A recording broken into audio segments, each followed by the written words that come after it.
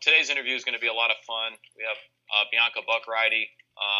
This will easily be our most famous person we've interviewed yet because she was on the cover of American Banker, as you'll be able to see in our blog post.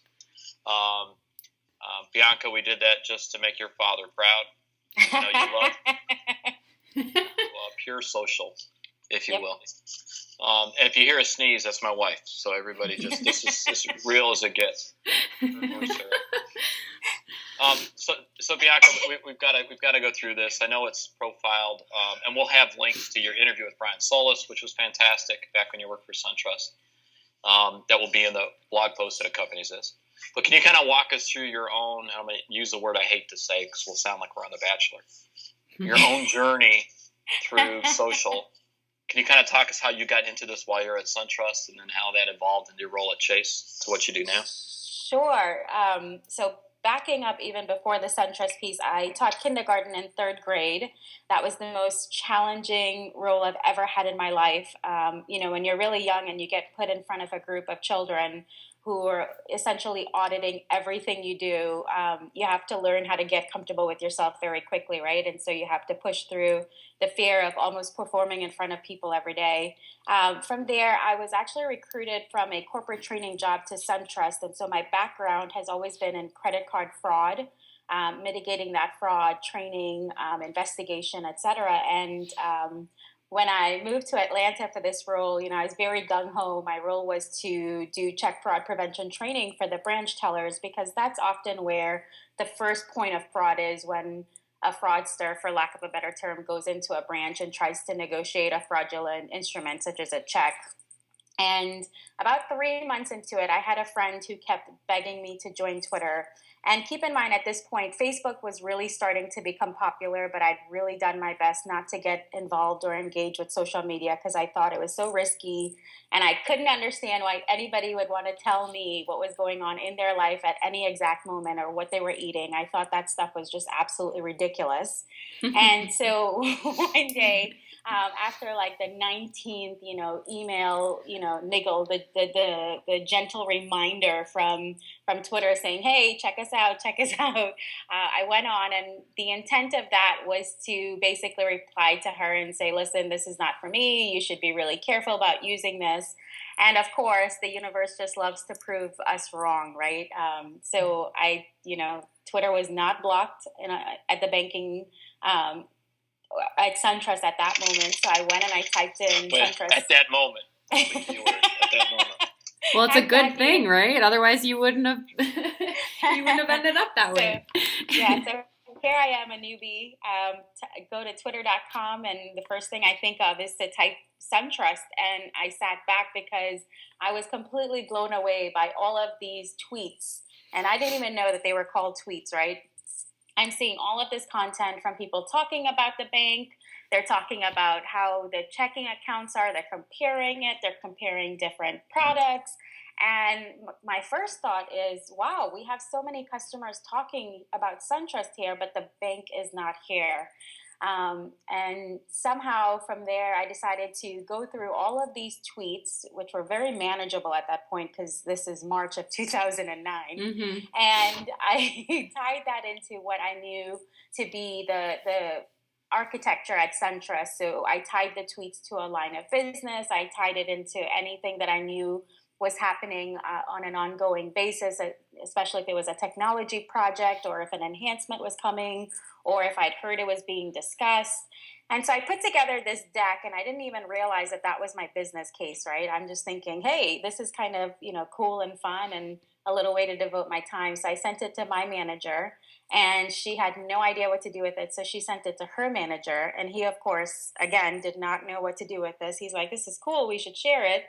So he sent it to his manager, who was the CIO. And of course, the CIO is like, I don't know what to do with this. So he sent it over to the CMO, who was Rilla Delorier at the time. And she reviewed my deck and she scheduled a meeting. So I can't tell you the heart palpitations when you get a meeting invitation from your CMO and you're not in the marketing organization, right? So I had no idea what was going to happen to me. And, everybody that I talked to just said, listen, just tell him, you were on Twitter during work. And that's, you just pulled it together. So I went in and I truly had no idea what she was going to ask me. And she was very warm and very kind. I'll always remember that. She put me at ease immediately and said, this is nothing negative. Just walk me through your idea here. And so my idea was just for the bank to talk back to customers. And she looked at me at the end when I finished presenting, and I'll never forget this because she said, what do you need to get this off the ground? And when you have someone so powerful within the organization saying that to you, I think that's everyone's dream, right? Absolutely. To have someone with an expansive budget at work telling you, hey, I'm going to give you some resources to go ahead and do this. And I quickly thought about it and I said, listen, I need a couple of people to help me, understand, how these social platforms are being used. And then also I need a couple of people on the customer care side to tell me if we could actually talk to customers. Could we actually help them via this channel? And we did about an 8-week listening pilot. And from there, launched Ask SunTrust and at SunTrust, both on Twitter and Facebook, and started helping customers. And, when we first started, it was supposed to be a small percentage of my time. So it was supposed to be about 25% of my time. I was still supposed to focus on creating check fraud prevention training. And by December, 3 months later after we launched, it had become about 75% of what I was doing. And so the very next month, they moved me into a different organization to help build out an actual engagement model. And I started adding people to my team shortly thereafter. So within about 6 months of launching Ask SunTrust, we had enough volume coming in to support adding FTE to the team. Very cool. Yeah, I think Rilla, she's still very much a mentor to me to this day. She's always telling me that I'm her idol, and I'm like, no, you are my idol because you took a complete chance on someone who was unknown. I had absolutely zero experience in this space. Mm-hmm. But I think having the fraud background helped a bit, right? Because I didn't go into it just with the approach of how do we just chat with customers. I went into it with the approach, how do we chat with customers safely? Right. The financial industry is heavily regulated, but more so than that, this is people's money, and they want to know that when they're having a conversation with you about their account, that it's being done in a really safe manner. Mm-hmm. So, social media itself is just still very risky to any brand, right? They just don't know how to navigate it safely sometimes, which is why they bring in a social media management solution sometimes. But when you think about the pure act, right? Just natively a customer and a brand interacting together on Twitter, they want to know that if they're discussing something with you that's sensitive, that of course is going to be protected information. Mm-hmm. The funniest thing, Bianca, yeah, is in Twitter you're limited to 140 characters. Yep. And you became the Twitter queen at SunTrust. Yet in real life, have you ever been limited to 140 characters? Can you imagine if we had to speak in sentences like that? Out of curiosity, because you were still at SunTrust when you did the Brian Solis interview, is that correct? Mm-hmm. Yep. For those that aren't familiar with Brian Solis, you should be. His series Revolution on YouTube is fantastic. He's one of the founders, I believe, of the Altimeter Group. When it comes to social, he's kind of the Elvis Presley of social. And you had the chance to do that interview with him. How was that for you? Oh, that was such a really cool experience. And I think, when you have a big bank like Wells Fargo or another top 5 launching, you kind of think SunTrust isn't going to get any exposure whatsoever. But I think people were really surprised because SunTrust is traditionally very, very conservative. It's also very Southern, right? So to think of a bank going from such a genteel, traditional, conservative approach to just head first into social media, which was the riskiest thing a bank could do, I think garnered it some exposure. And when he interviewed me, I think, I had no idea that people even looked at me as trailblazing something. All I knew was that I was trying to help customers be comfortable and for the bank to meet them where they were, because in my head, that's just what makes sense. To me, social media isn't necessarily new. It's still a form of communication, and I've had the privilege in my generation of seeing so many things change from, from Atari to, I remember fighting with my cousins when we got our first Atari, to, the Walkman, and then, fighting with my parents to get a Discman and carrying that everywhere with me on the subway. And now I literally just take my phone and everything's on there. My life is on that phone. So I told him. So from SunTrust, you made the jump to Chase, and ran their customer service. Chase. Yeah, that was. Let me tell you, that was another moment in my career that you sit back and you think, holy crap, like that idea was actually really something. Like the biggest bank in the nation wants me to come on board and help them do what I'd been doing at SunTrust. And I think it's really empowering to feel that moment when your idea, which you thought was completely crazy, the industry starts taking notice of it and wanting to invest money into creating an operation around it. So that was a really cool moment. The biggest challenge of my career, outside of teaching kindergarten, because Chase is a very complex infrastructure with multiple lines of business. And not only that, I mean, you're taking a team who has traditionally just sat with teammates who have the same expertise that they do, and you're throwing them into a completely different environment. So, it was more than just the technology, right? Knowing that customer data is housed in different CRMs. Every line of business has its own way of training and how they document things and their own kind of internal language.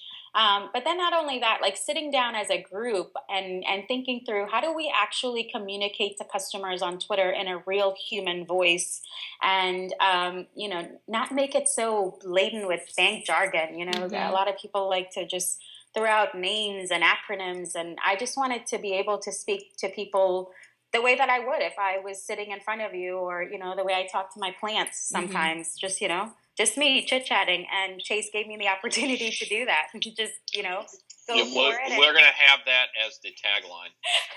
Absolutely. That is the best quote yet. Yeah. I wanted to talk to my customers like I talk to my plants. I do. I talk to my plants because I have a lot to say, and sometimes my family does not want to hear it. So. Well, I know we're going to have a little plant in a pot. Don't worry. That will be the theme. So you recently left Chase, moved to San Francisco, and you work for Sprinkler now. Can you talk a little bit about that role? Sure. So the Sprinkler role honestly came up just as a complete surprise. I deployed Sprinkler for Chase, and during the beginning stages of the deployment, my manager at the time said, "Hey, you should be working for this company." Wow. And I'm like, talk to me after we deploy. I'll tell you what I think about them then. I moved to San Francisco because it's always been a dream of mine, and it took me about 5 years to get here. So I sold everything I had in Ohio, packed up my car with 2 suitcases, and drove to California in 4 days. I knew when I got here that this was really a huge life change. It wasn't just about me wanting to move to a city. It was also about me wanting to try new things. And I'd been in banking for a really long time, and I've been hearing, the hard call, if you will, to join a startup. And when I decided to leave Chase at the end of the year, I had no idea what 2015 would bring. All I knew is I wanted to take some time off and spend time with my family and my friends, and travel and do things that I really hadn't had the time to do because I'd been so invested in building out the operation. So when Sprinkler, came calling, we had a lot of long conversations because I didn't want to do the corporate thing anymore, and I really wanted my next role to be something where I was learning every single day. And I've got to tell you that first of all, Sprinkler it's a product that I'm so passionate about because I've been in this space for a long time, and I've seen social media management solutions mature, and I know what it takes to really build a social care operation off the ground. And this was the first product that I'd seen that I was like, yeah, they're really checking, the bulk of my to-do list for a social care team. And in joining the company, I'll never forget the very first day in orientation, they talk to you about the values of the company. And if you've ever grown up in corporate America, and that's always been, how you approach your career, this level of transparency was so jarring to me, because the first thing they said is, it's okay. And I'm such a perfectionist, right? So if I make even the tiniest mistake, I will beat myself up for days. But at Sprinkler, they said we're growing and we've got lots of new people, hopping on board, clients, teammates, and we're going to make mistakes and it's really okay. And I just thought, let out this sigh of relief, because wow, what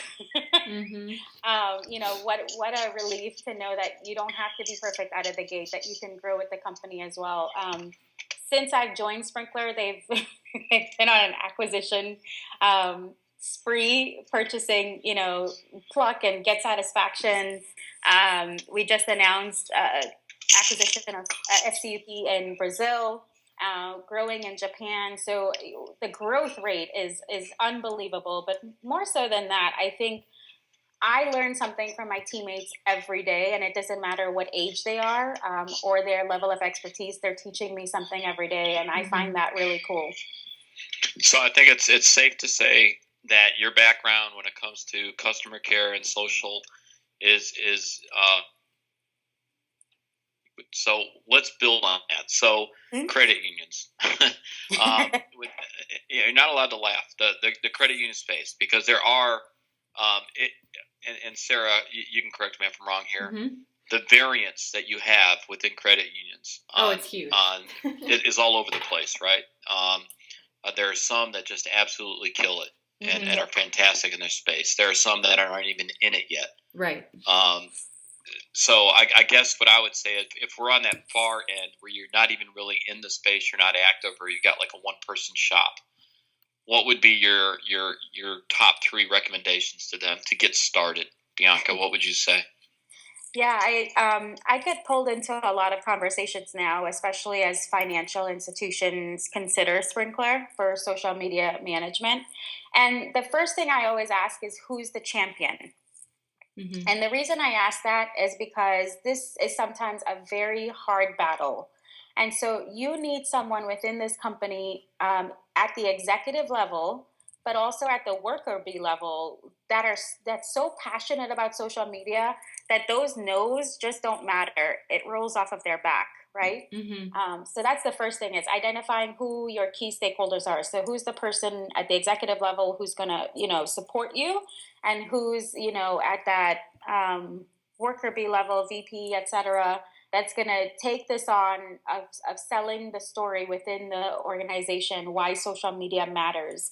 The second thing that I recommend is, I've had a very, very bare bones budget, and I've had a very, very large budget. The one thing that holds true is that when you start building out social media, especially when it comes to social care, you've got to pull from your customer care organization. And the third thing that I would say is, there tends to be a fight internally as to who owns social. And I said this to someone this week: social is not an owned process, it's a shared service. So your champion really has to know how to pull the right people in, and that includes people from technology, because they understand how the internal CRMs work and where customer data resides, and how do you actually build a platform that could integrate social media data into what other data points you're getting from customers, whether it's the IVR, whether it's email, it's in-person, surveys, etc. How do you build something so that you can actually have an intelligence framework that gives your executives decision-making points? Because that's what they want to know, right? What is this data telling me? What decision do I need to make? And so that person really has to kind of take up the battle, and it's not easy. I don't think building social media within any sort of organization, whether it's a credit union or a large bank or a large governmental agency, I don't think it's easy for anyone. So you've got to have that person who lives and breathes it, because then they never, ever give up on it. This kind of reminds me of I was I was looking up at some of your old interviews, and some of what you were saying about how you put together your team at SunTrust and Chase. It's just seems so collaborative, and I think that's so important to have everybody have a seat at the table when it comes to developing the strategy. Because, like you said, it's not like one person owns it. I think that's definitely a good point.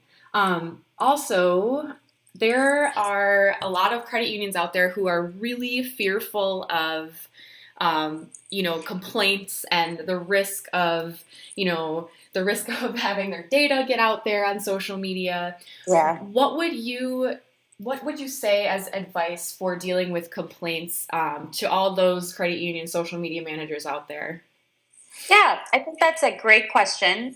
Every bank is very careful because there's so much regulatory scrutiny around complaints, whether it's in the bucket of a customer complaint or something that's escalated to an executive office, or just escalations period.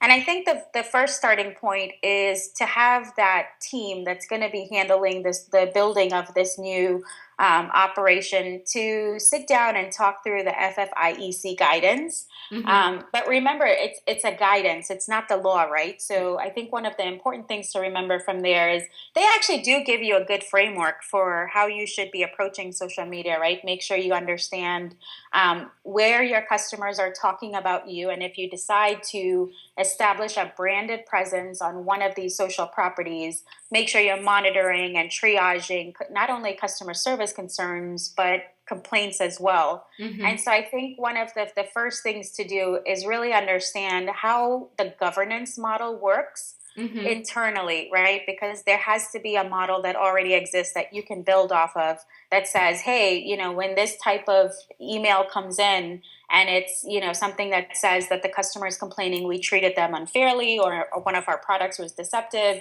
it gets routed to this team. And you can really leverage a lot of those existing processes to build out your social care operations. So it doesn't necessarily have to live in the native platform, right? A lot of companies get scared that, we don't own content on Twitter or Facebook or LinkedIn.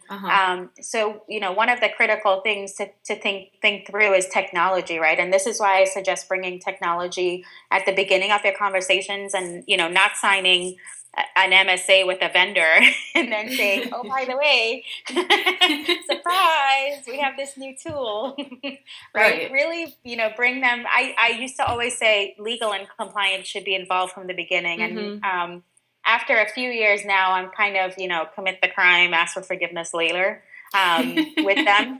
So I mean that to say, like, your technology team should really be giving you recommendations on what will actually work, right? So how do you take a conversation that's happening on Twitter? How do you take that offline? Because a lot of banking transactions, you can't perform the maintenance via Twitter. So you need to authenticate the customer, and each financial institution has different ways of how they authenticate customers for, let's say refunding like an NSF fee, or what if a customer was referred to a fraud investigations team because maybe their card was compromised, to mortgage issues, etc. So kind of understanding what that framework is, right? A lot of companies, anything they would disclose publicly without authenticating a customer, most FIs can feel really comfortable releasing that on Twitter. Right. But if it's a marketing type of promotional, let's say it's a sweepstakes, etc., you really want to have the right LNC reviewing that content and making sure if you're tweeting or posting about it on Facebook, it's got the appropriate disclaimers on it, etc. But there's lots of things you can do natively, and there's also lots of things that you can do with an integrated platform, right? So when we first started at SunTrust, we were using CoTweet and also Google Alerts, Nice. right? To see where people were talking about the bank. And that worked for us at the time because SunTrust is a unique name. But then I got to Chase, and Chase is a verb. So we were getting lots of things like, I'm chasing that paper, or I'm chasing the dog. That's too funny. So you really have to rely on a SMMS vendor that can help you create listening queries that help you monitor from mentions of your brand across the different platforms that you have a presence on. But I always say, you know, you got to take the first step. And a lot of people don't know how to take the first step. And I think that's where a lot of the fear comes from. You think about a project plan, right? A lot of people, when they get assigned to a project, it seems very overwhelming until the project manager kind of sits with them and says, you know, here's the scope of this project, and here's all of the tasks and the stages and the tasks associated with the different stages. And then it becomes something that's much more manageable, right? But when you think about the project itself at large, it can be very overwhelming until you actually see, hey, there's steps here that I can take action on, and these outcomes are achievable. And same thing with social media. You know, when you're thinking about setting up a Twitter page, you know, to me, the easiest thing to do is set up a page that's dedicated to social care and one that's dedicated to marketing. And then you can build out from there if you think your customers really want more segmented content. But I find that model works for even the largest of brands, right? So I think so too. Yeah. It's good to have a delineation between social care and social marketing. So Bianca, that's a good point, and one I'd like to kind of dive into a little bit. So social marketing and the new rules of marketing. Part of this program is focused on part of this entire program is focused on millennials and engagement from a digital perspective. So from what you've seen, and also what you're doing at Sprinkler, have you seen the rules of marketing changing somewhat, with especially focused toward millennials? I do, and it's interesting to me because I think when people have a relationship with a bank, it really transcends generations, right? A lot of people have goals with their money, and it could be, I'm supporting my family. I'm about to buy my first home. I'm about to buy another car. Maybe I'm getting ready to go to college. And so I see a lot of brands taking the data that they get from an integrated platform, because what a lot of brands are moving towards now is moving all of their social media end users onto a single platform so that they can actually extrapolate data that matters. So from 2009, we've moved from a model of, you know, disparate tools to an integrated tool. And then they're using that tool to power social intelligence and take data from there and match the content to the users, right? So when you have the power of that data, what you can do is actually segment your audience. And sometimes, you know, traditionally it's by demographics, but you can really start to suss out, you know, what type of content users want to see and how they want to engage with you when you're pulling that sort of data. But what I see with millennials, they really want to know that the brand not only cares about their needs, you know, as an individual, but also about social responsibility. They want to see that the brand is engaged and thoughtful about how they're approaching the workforce, and how they're approaching philanthropy, and how they're approaching different things. So it's not just, it's interesting dynamic for me, because traditionally when people have products with the bank, it's more so geared towards just their individual needs. And I think the millennial generation is so different in that they are powerful in asking for a different dynamic, a different paradigm to work with all of the brands, right? It's not just, I'm engaging with you. I want to know that you're doing good as well. So from your own experience, not so much in financial services, but just using social and Facebook as a marketing platform, or I don't even like to say marketing, an engagement platform. What one or two brands do you think absolutely nail it, or have really got this down, and could be examples if a credit union, you know, was looking to kind of see what works out there and they could follow? Who would you recommend? I really like Nike and Fitbit. They've been able to create really powerful communities, and what I mean by that is, like, if you look at the Nike community, I mean, they're obviously, and both of these are very health minded, right? But you think about the power of someone that you don't even know cheering you on as you, race towards your goals. That's very, to me, that sort of encouragement, the brand is helping to power that, but so they're standing to the side and not necessarily blasting, hey, we're Nike and we're doing this. Hey, we're Fitbit and we're doing this. But I love this new move into creating communities that matter, on topics that matter too. So you think about like Johnson and Johnson also creating communities for new parents, right? I'm not a parent. Quite frankly, I'm afraid of children, but I look at these. You taught kindergarten. What? Yes, this is Say why you're I afraid fear of children. kids. Wait, so that's why you're never going to have kids? Is because you taught kindergarten? Somewhere we're going to send this to your parents and let them listen to this. But you think about the idea of, tapping into, the fun and the joy and also the hardship of being a new parent or just being a parent, period. But I look at that sort of content and how they're engaging people and talking to them and walking them through questions that they may not necessarily have peers around them to help them answer. So I think, what you're going to see a lot more of is the more community-based approach where the brand is standing to the side and they're letting consumers really interact with each other, and then the brand will step in if things start to get really tense. But I think we've gone from this push method of here's our product, click on this link and check it out, to being more conversational. Let's create a community about something that matters to you, and we know that this matters to you because we've been looking at the data and you have been saying that this matters to you. So that should resonate, we would hope, with credit unions, that idea of community, because that's what the credit union is more or less built around. So you would think that would play to their strengths. But it gets back, but it does get back to how do they engage with their customer base, right? And it not be a pure push, because they can do that just by putting billboards up all over the place. Or I see a lot of brands that are actually just using visuals to tell their story. So for instance, Instacart posted a picture today of a puppy, inside an Instacart bag, and it generated so many comments, right?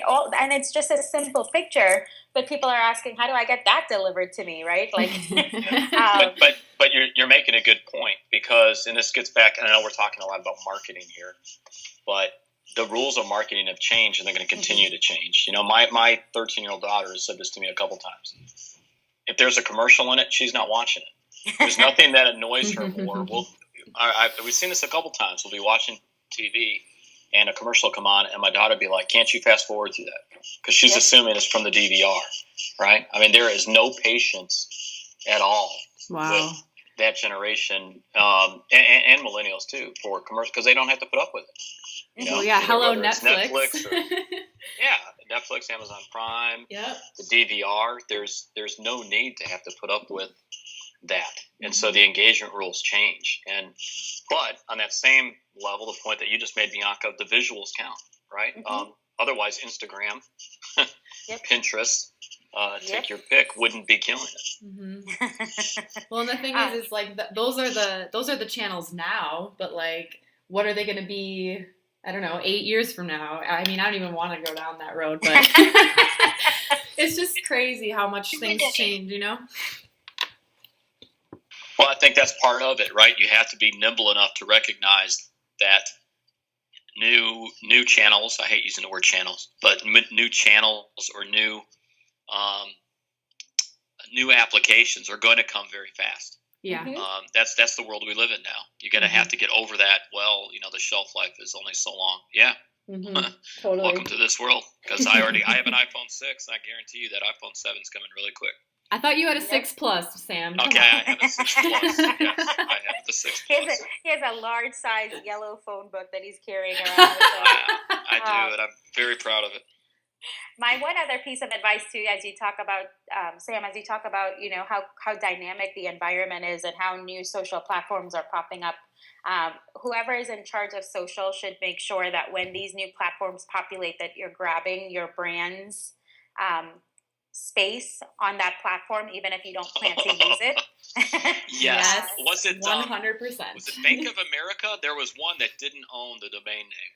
Oh man. And it was a major bank that I won't say the name of. but they didn't own their own domain name. And there is nothing worse than not having that ownership. Yeah, especially if you don't think, this isn't relevant to my brand. You never really know when the method changes, right? And a lot of banks can actually use social media when a crisis hits, whether it's a crisis internally, maybe there was some sort of system-wide outage, or maybe there's some sort of national weather-related storm, or there's things going on that are impacting the credit union's ability to, have their regular brick and mortar location up and running. Social media is a really quick way to push messaging out. And, if you have that consistently across social media properties, people quickly come to know that's, and you can really socialize them to that behavior, right? Instead of the initial urge to call and find out what's going on, they can quickly go to Twitter or to Facebook, or if the community, or if their credit union has a Tumblr page, which I've yet to see any financial institution really tackle Tumblr well, and I'm still waiting. But they, they'll know where to go to get real-time updates and assurance on the FI is aware of what's going on, and they're working to fix it. And that really helps to drive call center volume down so that they can focus on the customers that have the most urgent needs. Right. All right. Awesome. Well, Sarah, any other questions for me? I know we could go on and on this. No, I got all of the questions I wanted to ask, but lots of good information. Thank you so much, Bianca. Of course, and I do have one other thing to add. Yes, please. I try to make sure that I always say this.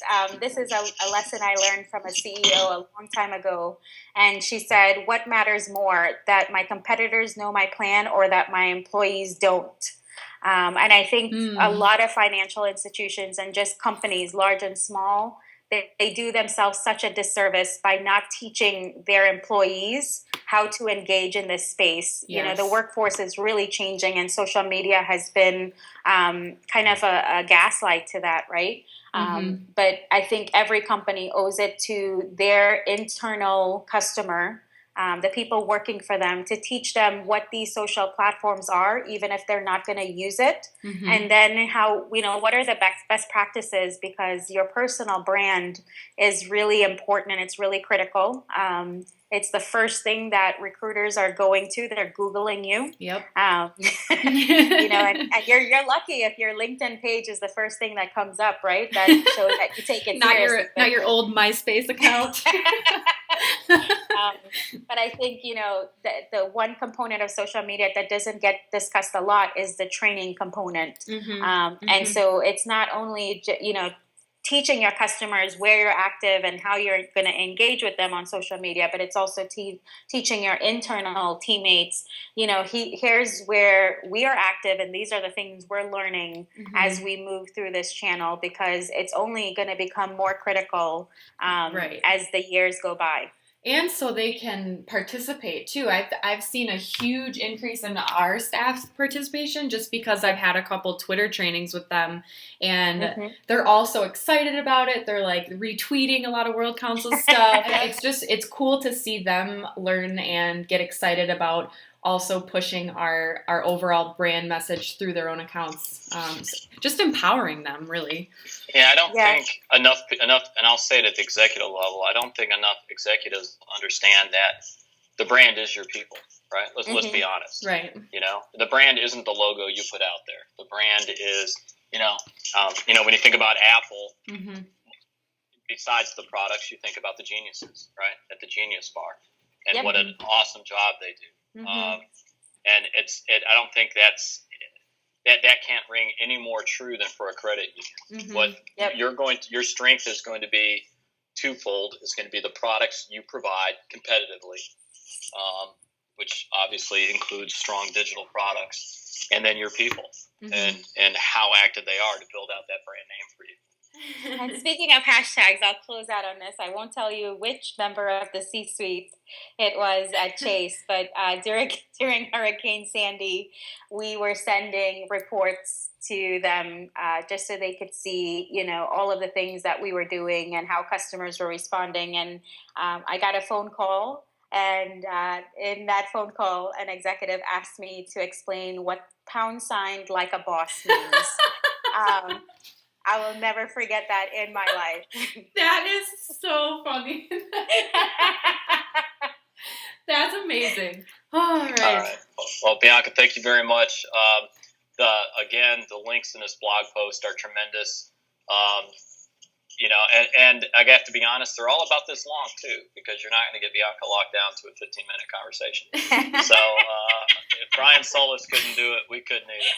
So hey, I'm not complaining. I am not complaining. So thank you. I have to go talk to my orchid now because Sam does not want to talk to me anymore. All right, guys. Have a great weekend. You too. Okay. All right. Thank you. Bye.